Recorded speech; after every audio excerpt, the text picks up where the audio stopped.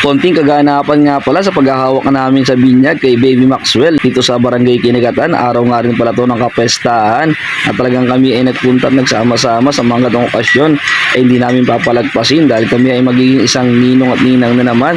Siyempre kasamahan dyan ng Team Active. Bago ang lahat, ito muna. For today's video, samahan nyo nga pala kami pumunta sa Barangay Kinigatan dahil araw nga ng kapestahan pero walang piyesta.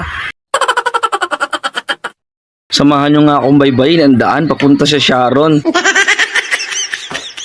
Tayo talaga ay pupunta at paparoon dahil tayo nga ay maghahawak sa binyag kahit sinasabi na nakapost at may tarpaulin pa sila na walang kapestahan, hindi pa rin niya masusunod dahil ay masusunod yung taong bayan kung maghahanda sila o hindi. Dito nga tayo ay paaw na nga dito sa matarik na awnin dito sa aming barangay, ang barangay na Botas, at talaga tayo ay paparoon at pupunta sa Barangay Kinigatan. At siguro ko naman na hindi tayo masisiro sa pagkain at Sharon dahil tayo nga ay maghahawak sa binyag. Dito nga ay nakita nga natin na marami pa rin naglalakad upang mamiesta. Makikita nyo nga dito ang kanilang malaking tarpaulin na wala daw kapestahan, pero tiyak ko na marami pa rin maghahanda yan. Moving forward na nga, nandito na nga tayo sa Barangay Kinigatan sa tapat nga ng simbahan nila na talagang marami rin naman taong dito nakatambay at tiyakan na yung mga mamimiesta. At dito nga parang may nakita na tayong may dalang Sharon. Uy, sana all, nakakaingit.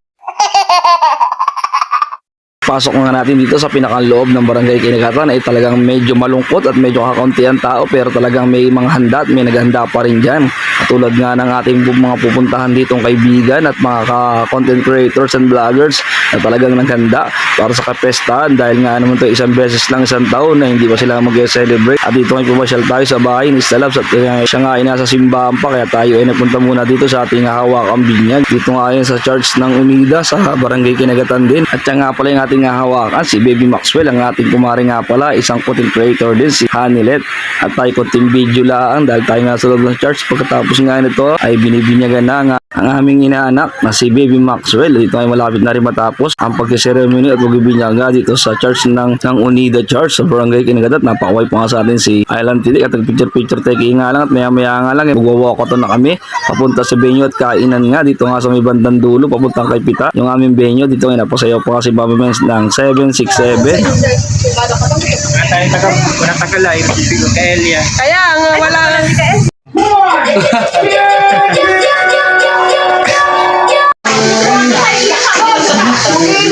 Pagdating nga namin sa venue, siyempre di mawala ang picturean at konting video. At nakita nyo nga dito ang napakagandang tarpaulin ng aming inaanak na si Baby Maxwell. At siyempre pagkasandok nga natin, siyempre kainan na kagad dyan. At sila nga sumasandok pa, pero okay, napakabilis na nakapaghahain ng aking kakainin. Siyempre doon tayo mabilis sa pagkain at di natin papakita yung ating pagbuya-nguya. At tayo nga ay naimbitahan ng ating idol and content creators na si Wonder Mom sa kanyang kapatid nga, siyempre pestahan. At maya nga lang ay moving forward na tayo nga pala naimbitahan din sa bahay ng isang content creator and vloggers din sa Barangay Kinigatan, si Jackie Discutido. At syempre hindi mawawala yung aming Sharon, kaya pwede nyo pakipollow nyo rin po siya, Jackie Discutido ng Barangay Kinigatan. Syempre na tayo nga ay naka-Sharon dyan lahat. Maraming salamat. At syempre maya nga lang tayo nga pala ililipad sa isang bahay at tayo nga ay pupunta sa bahay nila Press Wally o mas kilalang Istalab Deliveries. At tayo nga doon ay mapapalapat na sigurado ng kwentuhan, tsaka syempre di mawawala yung konting inuman. At dito nga nakita natin ang idol natin si Buyok at si Ma'am Talim Islander.